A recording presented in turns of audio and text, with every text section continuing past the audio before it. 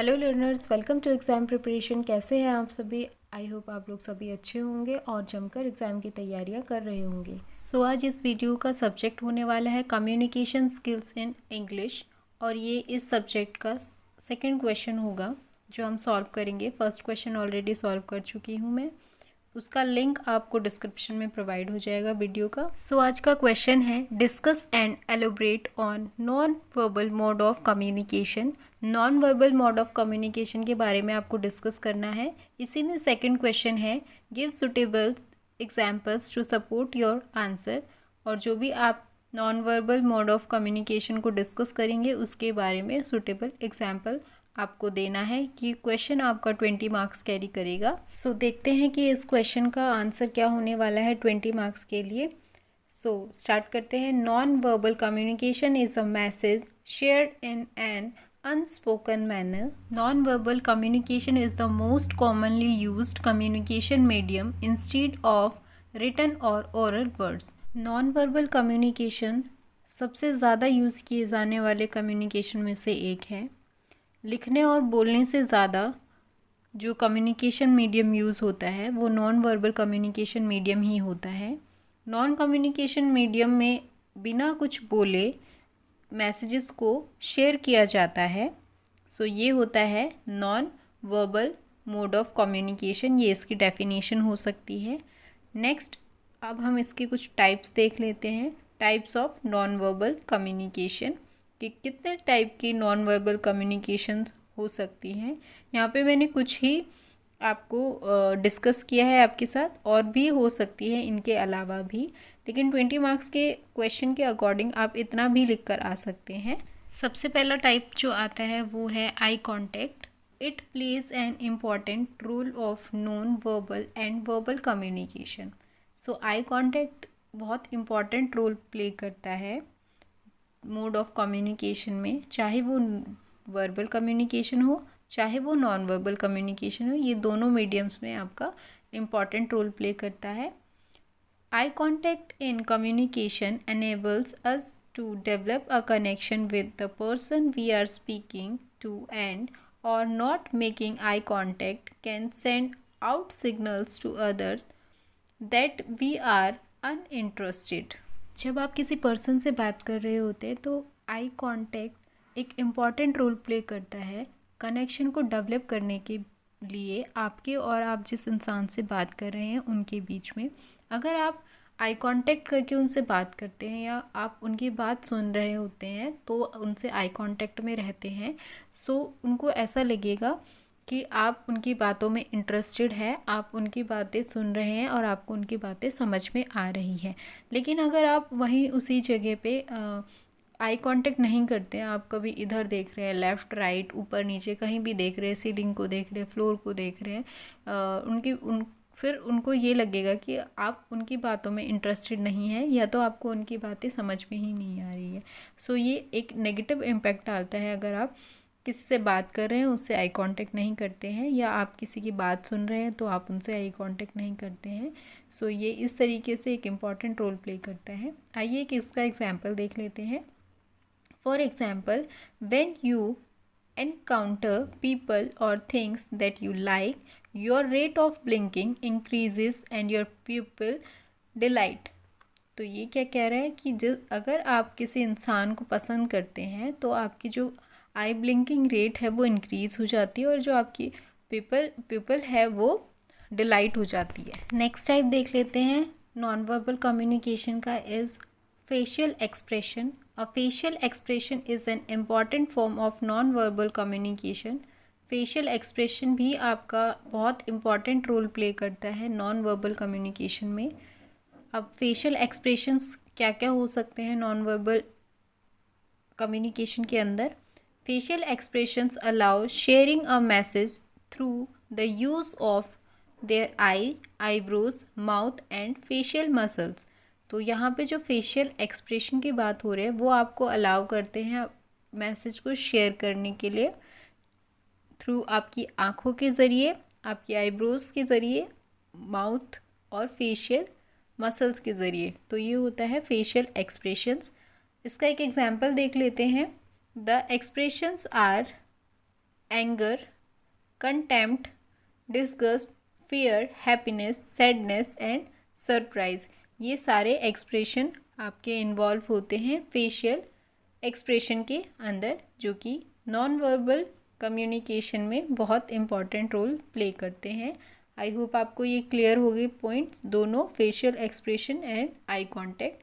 Third जो type आता है वो होता है आपका जेस्चर, अ मूवमेंट और position of the head, arm, body, head और face that is expressive of an idea, opinion, emotions etc. तो जेस्चर क्या होता है? वो मूवमेंट होती है और पोजीशन होती है आपके हैंड्स की, आर्म्स की, बॉडी की, हेड की और फेस की, जो कि एक्सप्रेस करता है आपके आइडियाज़ को, आपके ओपिनियन को और आपके इमोशंस। जेस्चर किस लिए इम्पॉर्टेंट रोल प्ले करता है नॉन वर्बल कम्युनिकेशन में? इसका ये रीज़न होता है कि आपकी जो बॉडी होती है उसकी मूवमेंट, उसकी पोजीशन काफ़ी हद तक आपकी फीलिंग्स को एक्सप्रेस कर देती है। आइए इसका एक एग्जांपल देख लेते हैं। A wave of the hand is a common use to say hello to someone. जैसे कि आप हेलो के लिए यूज़ करते हैं, अपने हाथ को वेव करके, अपने हाथ को हिलाकर एक साइन सिंबल एक्सप्रेस करते हैं। उसका मतलब हेलो होता है जब आप किसी से मिलते हैं, और अगर आप किसी को मीटिंग ख़त्म होने के बाद हैंड वेव करते हैं तो उसका मतलब होता है बाय। ये एक कॉमन साइन होता है, जेस्चर होता है हैंड वेव करके हेलो या बाय बोलने का। बिना किसी वर्ड के अगर आप ये मूवमेंट करते हैं तो सामने वाला समझ जाता है कि आप उसको हाय या बाय बोल रहे हैं। Next type of non verbal communication is posture and body orientation. So posture is the position of your body when you are standing or sitting। देखिए अभी जेस्चर की बात की है तो जेस्चर यहाँ पे कन्फ्यूज़न हो सकती है कि जेस्चर और बॉडी पोस्चर में क्या डिफरेंस है। तो जेस्चर आपकी होल बॉडी मूवमेंट की बात होती है वहाँ पर, यहाँ पे पोस्चर सिर्फ स्टैंडिंग और सिटिंग बॉडी पोस्चर की बात होती है यहाँ पे।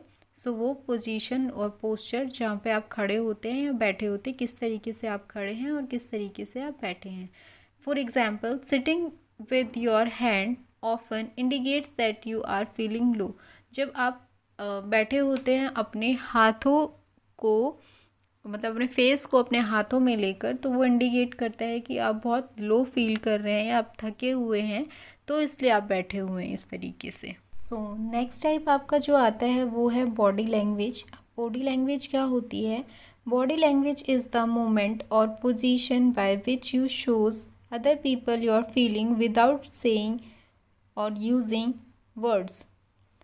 ये बॉडी लैंग्वेज जो होता है वो आपकी मूवमेंट और बॉडी की मूवमेंट और बॉडी की पोजीशन को शो करता है, जिससे कि सामने वाला इंसान आपकी फीलिंग्स को समझ सकता है। तो यहाँ पे बॉडी लैंग्वेज के दो टाइप्स होते हैं बेसिकली, एक पॉजिटिव बॉडी लैंग्वेज और एक नेगेटिव बॉडी लैंग्वेज। अब ये बॉडी लैंग्वेजेस क्या होता है ये देख लेते हैं, इनके कुछ एग्जाम्पल्स। सबसे पहले बात कर लेते हैं पॉजिटिव बॉडी लैंग्वेज की। यहाँ पे जो पॉइंट्स आते हैं उसमें आता है maintain a good eye contact. सबसे पहले आपका एक अच्छा आई कांटेक्ट होना चाहिए। हेड नोड्स हो सकते हैं यहाँ पे, मतलब उनकी बातों पे आप सिर हिला सकते हैं, हाँ में या ना में। फर्म हैंडशेक, एक वार्म हैंडशेक होता है एक बॉडी लैंग्वेज, जो पॉजिटिव बॉडी लैंग्वेज है उसका साइन। ओपन पाम, मतलब आपकी हथेलियाँ खुली हुई होनी चाहिए। बंद हथेलियों में ऐसा लगेगा आप नर्वस है, डरे हुए हैं। अपराइट एंड ओपन पोस्चर, आपका पोस्चर स्ट्रेट होना चाहिए, अपराइट होना चाहिए। ये नहीं है कि आप बिल्कुल ऐसे कमर झुका के बैठे हुए होते हैं, तो ये बेड पोस्चर होता है, क्योंकि उससे लगता है कि आप थके हुए हैं। अब बात कर लेते हैं नेगेटिव बॉडी पोस्चर की। यहाँ पर भी कुछ एग्जाम्पल्स हैं नेगेटिव बॉडी पोस्चर के। सबसे पहला आता है मिनिमल फेशियल एक्सप्रेशन, बहुत कम फेशियल एक्सप्रेशन देना या ना के बराबर फेशियल एक्सप्रेशन देना। सेकंड आता है रैपिड ब्लिंकिंग। रैपिड ब्लिंकिंग मतलब आँखों को जल्दी जल्दी से झपकाना। Third is lip biting. Lip biting जब आप करते हैं, होठों को जैसे काटते हैं, दबाते हैं, तो उससे ये लगता है कि आप नर्वस है। नेक्स्ट है हेड इन हैंड, आपके फेस को, आपके सर को हाथों में रखना, ये भी नेगेटिव बॉडी लैंग्वेज का एक साइन होता है। Next is cross arms. आप अपने आर्म्स को क्रॉस करके जब बैठते हैं वो भी नेगेटिव इम्पैक्ट डालता है, वो भी नेगेटिव बॉडी लैंग्वेज का एक पार्ट है। नेक्स्ट आता है रैपिड फिंगर टैपिंग। जब आप फिंगर टैपिंग करते हैं ये भी नेगेटिव बॉडी लैंग्वेज का पार्ट है। नेक्स्ट टाइप देखते हैं proximity. Proximity is how close you are to your audience when you are speaking sends a non verbal message. So यहाँ पर ये देखा जाता है कि जो सेंडर होता है, स्पीकर होता है, वो अपनी ऑडियंस से कितने डिस्टेंस में है जब भी वो नॉन वर्बल मैसेज को शेयर करता है या सेंड करता है। Proxemics is the study of how space is used in human interaction. Proxemics एक स्टडी होती है कि आप किस तरीके से अपनी और अपनी ऑडियंस के बीच जो स्पेस है उस स्पेस को किस तरीके से यूज़ किया जाए, ये इसमें सिखाते हैं। तो इसका एग्जाम्पल देख लेते हैं। In making the sitting arrangement during a meeting और a conference the seat of the director और the head of the organisation would be placed a little away and more center from that of the employees to show the sign of the power and authority.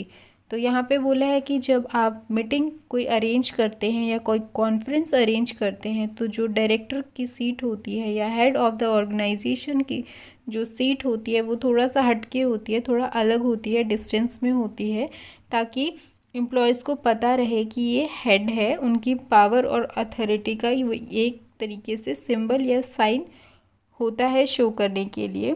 Next जो आपका type आता है non verbal communication का is paralinguistic. The study of para languages focus on the way we say और what we से। तो para language focus करता है कि आप क्या बोल रहे हैं और आप किस तरीके से बोल रहे हैं। The way you speak a sentence can change the meaning by playing with the emphasis on certain words. आप किस तरीके से कोई सेंटेंस बोलते हैं, किस तरीके से आप अपने सेंटेंस को प्रोनाउंस करते हैं, वो बहुत इम्पॉर्टेंट होता है, क्योंकि आपका वे ऑफ टॉकिंग उस सेंटेंस की मीनिंग को बिल्कुल ही बदल कर रख देता है। Listener can interrupt various meaning from any sentence depending on your tone, volume, pitch and other non-verbal cues. जो लिसनर होते हैं, आपके सुनने वाले होते हैं, वो आपकी कही हुई बात को बहुत सारे वेज में उसका मतलब निकाल लेते हैं। वो सब चीज़ें डिपेंड करती हैं आपकी वॉइस टोन पर, आपकी वॉइस पर, वॉल्यूम पर, पिच पर, जो आपकी वॉइस पिच होती है उस पर, और भी जो अदर नॉन वर्बल क्यूज़ होते हैं उनके ऊपर। सो इस तरीके से पैरालिंग्विस्टिक भी इम्पॉर्टेंट रोल प्ले करता है नॉन वर्बल कम्युनिकेशन में। इसका एक एग्जांपल देखते हैं कि किस तरीके से पैरालिंग्विस्ट आपकी किसी भी सेंटेंस की मीनिंग को चेंज कर सकता है। फॉर एग्जांपल बॉडी लैंग्वेज, यहाँ पे body language important role play करता है। Facial expressions important role play करते हैं। Voice tone and voice pitch important role play करता है।